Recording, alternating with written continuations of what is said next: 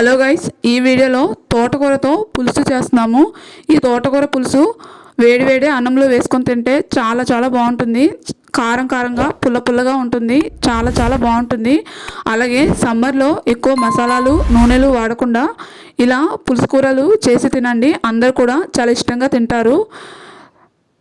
తోటకూరని 3-4 సార్లు వాటర్లో కడిగి ఇలా చిన్న చిన్న ముక్కలుగా కట్ చేసుకుంటున్నాము. ఏ ఆకుకూరనైనా సరే 3-4 సార్లు వాటర్లో ఖచ్చితంగా కడుక్కోండి. అలా కడగడం వల్ల దాంట్లో ఉన్న ఇసుక మొత్తం పోతుంది. తర్వాత ఒక గిన్నెలో వేసుకొని పక్కన పెట్టుకుంటున్నాము. కళాయిలో సరిపడినంత నూనె వేసుకొని నూనె వేడైన తర్వాత ఆవాలు, ఎండుమిర్చి, జీలకర్ర, వెల్లుల్లిపాయలు, కట్ చేసి పెట్టుకున్న ఉల్లిపాయ ముక్కలు, పచ్చిమిర్చి కూడా వేసుకొని కలిపి మూత పెట్టి ఉడికించుకోండి.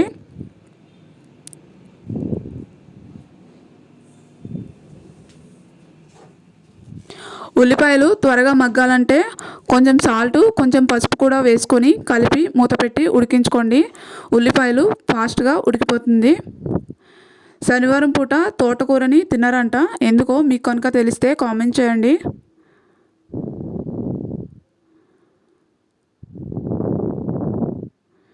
చూడండి, ఉల్లిపాయలు ఫ్రై అయిపోయింది. కట్ చేసి పెట్టుకున్న ఒక టమాటాను కూడా వేసి కలిపి మూత పెట్టి ఉడికించుకోండి.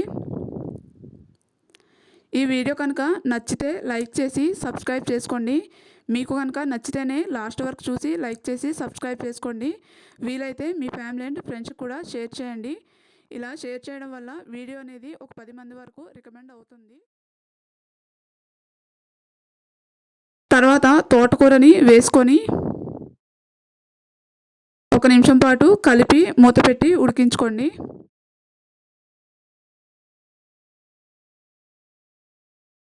ఈ తోటకూర అనేది చాలా త్వరగానే మగ్గిపోతుంది. ఎక్కువ టైం తీసుకోదు. చూడండి, తోటకూర ఉడికిపోయింది. ఇప్పుడు టేస్ట్కి సరిపడినంత కారం, ఉప్పు వేసుకొని కలిపి మూత పెట్టి ఒక 2 నిమిషాలు ఉడికించుకోండి.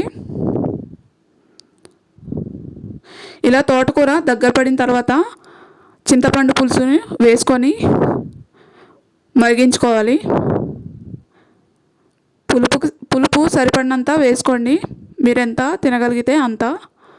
నాకు ఇక్కడ ఉప్పు కారం సరిపోలేదు. మరి కొంచెం వేసుకొని కలిపి దగ్గర పడినంత వరకు ఉడికించుకోండి. చాలా పుల్లగా కారం కారంగా చాలా చాలా బాగుంటుంది. వేడి వేడి అన్నంలో వేసుకొని తింటే చింతపండు పులుసు ఇలా దగ్గర అయినంత వరకు ఉడికించుకొని దింపేసుకోవడమే.